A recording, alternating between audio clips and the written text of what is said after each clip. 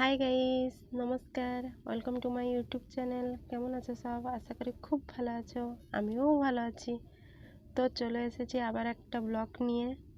তো দেখতে পাচ্ছ বরফ জলের ভিতর থেকেই মাছ উঠাচ্ছি। কালকে রাত্রিরে এই মাছগুলো আমার দাদা দিয়েছিল, তো আমি বরফ দিয়েই রেখে দিয়েছিলাম। রাত্রের বেলা এত মাছ কেটে ভাজার সম্ভব না, তো আমার আরও অনেক কাজ থাকে। তো রাত্রিবেলা এই মাছগুলো কেটে আবার ভাজবো, এই ঝামালি করার থেকেই আমি বরফ এনে মাছগুলো বরফ দিয়ে রেখে দিয়েছিলাম। তো সকালবেলা উঠে চলে এসেছি মাছগুলো নিয়ে বাইরে। এখন মাছগুলো তো কাটবো, রাঁধবো, সেই কারণে মাছগুলো এখন এইসব বার করতেছি। দেখতে পাচ্ছি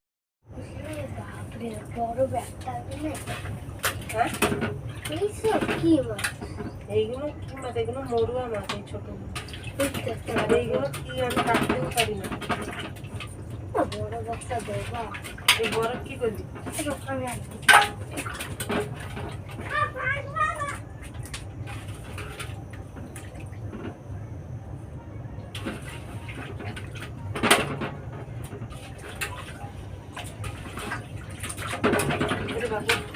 ঠান্ডা হয়ে যাচ্ছে, কাটতেও পারি না। কত ছোট করতে ছোট করে নিয়ে জলের ভিতর থাকলে একা একা রোদ তাও এগুলো তাও বাবা আসলে কাটতে পারে, যদি কাটবেন যেরকম আনিছি আমি নাহলে ফেলাই দেবো সব। অক্টোপাস, এগুলো অক্টোপাস? সেই তো কথা, আমি জানি না ওগুলো অক্টোপাসের মতন দেখাচ্ছে, হয়ে থাকবে এরকম। অক্টোপাস না, তুই তো ভালোই নাম জানিস, আমি তো জানি না। আমি এরকম হচ্ছে এগুলো কি অক্টোপাস হয়ে থাকবে। ওদিকে দিস না, এই যে তো আর গরম নাই, ওতে আর গরম নাই। ওই ঠান্ডা জল হাতে হাতটা পুরো কি হয়ে গেছে। তুই এইটা রাখ, বাবা এটা রাখ।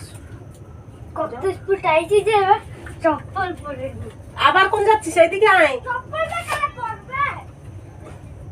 দেখো কত মাছ আনিছি।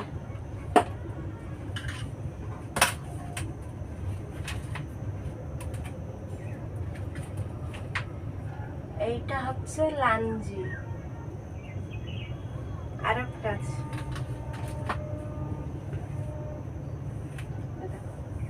তো এখন আমি মাছগুলো কেটে নেব।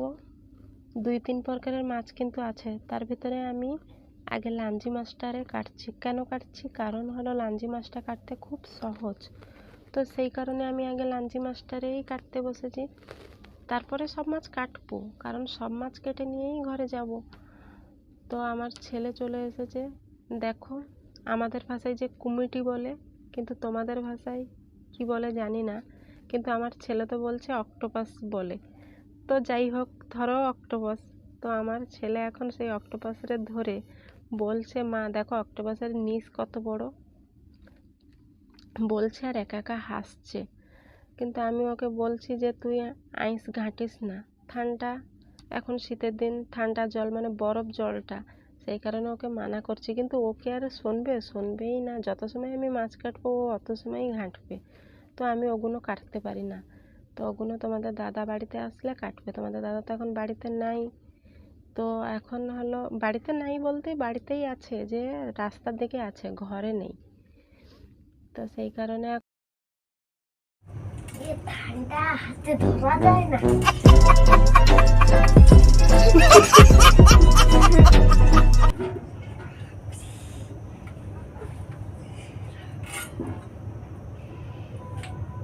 এটা আমি এই যে রাখি তো কি করে বাপরে, কি আমি কখন কাটবো এরকম? তোমার দাদা এই আমার গায়ে ছিটকাচ্ছে, কি করতেছিস?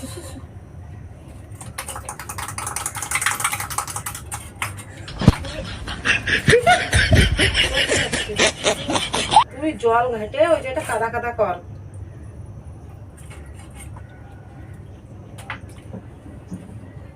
এবার এই বড়টা কাটবো। বাবারে মহান মান্ডা, এটা কি মাছ? এটা জানি না নাম। তোর তো ঠান্ডাতে না রাখলে হবে না, তেরা গেম বাজানা পড়েগা।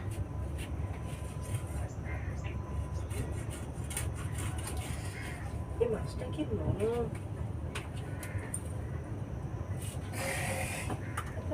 কেন এই মাছটা?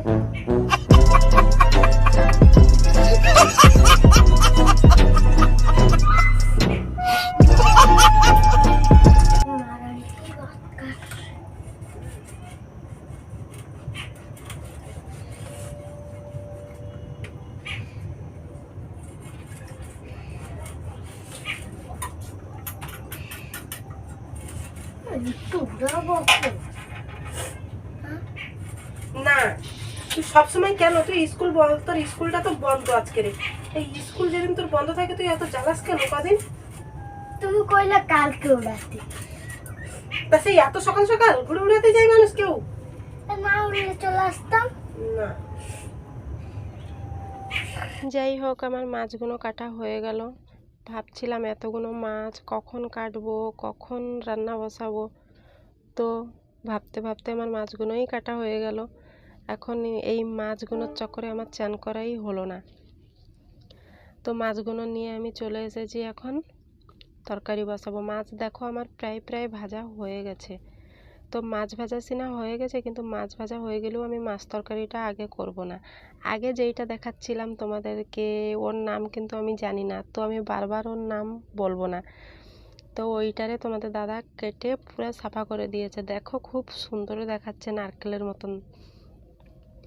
তো এইটারে আগে আমি তরকারি করব, কারণ এইটারে আমি কোনোদিন তরকারি করিনি, কি কোনোদিন আমি খাইনি বি রান্না কোনোদিন করিনি। তো আজ আমি ফার্স্ট টাইমের জন্যই রান্না করব।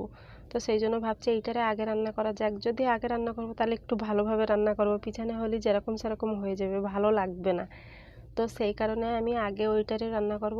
তো কিছু দেবো না, আলু টালু কিছু দেবো না, এরকমই খালি পেঁয়াজ টমেটোর মশলা দিয়ে রান্না করব। তো আমি টমেটোরগুলোও কেটে নিলাম। এখন পেঁয়াজ কিন্তু কাটিনি, তো পেঁয়াজ কাটবো, কেটে করে এক চটে আমি কড়াইতে দিয়ে দেবো। কেটে রাখিনি, আর কোনোদিন রান্না করিনি, তো সেই জন্য একটু মনের ভিতরে কিন্তু ভয় ভয় লাগছে যে এরকমভাবে রাঁধলে ভালো লাগে। তো আমি কিন্তু কাউরে জিজ্ঞাসাই করিনি, কারণ অনেক লোক খায় না, অনেক লোকই খায়। তো কে খায় কে খায় না আমি কাউরে জিজ্ঞাসা করব? আবার কেউ যদি আমাকে বলবে যে তুমি এই খাও, কিন্তু আমি কোনোদিন খাইনি, কিন্তু আজকেরই আমি খাবো। দেখো আমি পেঁয়াজ কেটে কড়াইতে দিয়ে দিয়েছি।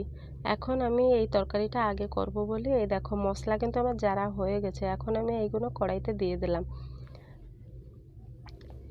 রাঁধছি, যা হবে হবে। আর কোনোদিন রান্না করিনি, ফার্স্ট টাইম। যা হলে একটু তো কম বেশি হবে, নুন হলে ঝাল হবে না, ঝাল হলে নুন হবে না, সেরকম তো একটু হবে। যাই হোক, তরকারিটাই আমি বসাই দিলাম। আমার তরকারিটাই হয়ে গেল, কিন্তু খুব সুন্দর দেখাচ্ছে তরকারিটা হবার পরে। পুরো শুকনো শুকনো করেছি, তো খুব সুন্দর কিন্তু দেখাচ্ছে। তো এখন খাতে কীরকম তো সেটা জানি না, কিন্তু আজ কিন্তু আমি খাবো। তো দেখো কত সুন্দর দেখাচ্ছে তরকারিটা, পুরো শুকাই দিয়েছি। তা এরপরে আমি মাছ তরকারিটাই করব, কিন্তু কিছু মাছ রেখে দিয়েছি যে সন্ধ্যেবেলা তরকারি করব বলি, মানে রাত্রের জন্য। এখন দুপুরের জন্য ওইটা করেছি। আর এই মাছগুলো, এই যে লাঞ্জি মাছটারে টক করব খালি। আলু এতে বি আলু দেবো না, খালি টক করব। আমি কিন্তু এখনই চান করিনি, এই রান্নাবান্না সেরে তারপরে যেয়ে চান করব। কারণ আজকের এই মাছ কাটার চক্করে আমি কিন্তু আর চান করিনি। মাছ এতগুলো মাছ কাটলাম, যদি আমি চান করেই মাছ কাটবো তো আমার গায়ে ফের আইস গ্যাস কবে। সেই কারণেই আমি আগে রান্নাবান্না সেরে যেয়ে চান করব। তো দেখতে পাচ্ছ মশলাও যারা হয়ে গেল, আমি মাছগুলো দিয়ে দিলাম। টক করব, বাটিতে আমি আমগুলো গুলায় রাখিছি। তরকারি বি প্রায় আমার হয়ে গেল, টক তরকারি আমার হয়ে গেল। দেখো দুপুরের জন্যই খালি দুটো তরকারি হয়েছে, আর কিছু করিনি। তো এখন আমি টেস্ট করে দেখবো এগুলো কিরকম লাগে।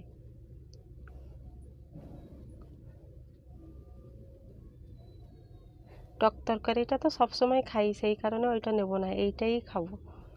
এইটাই টেস্ট করে দেখবো এখন।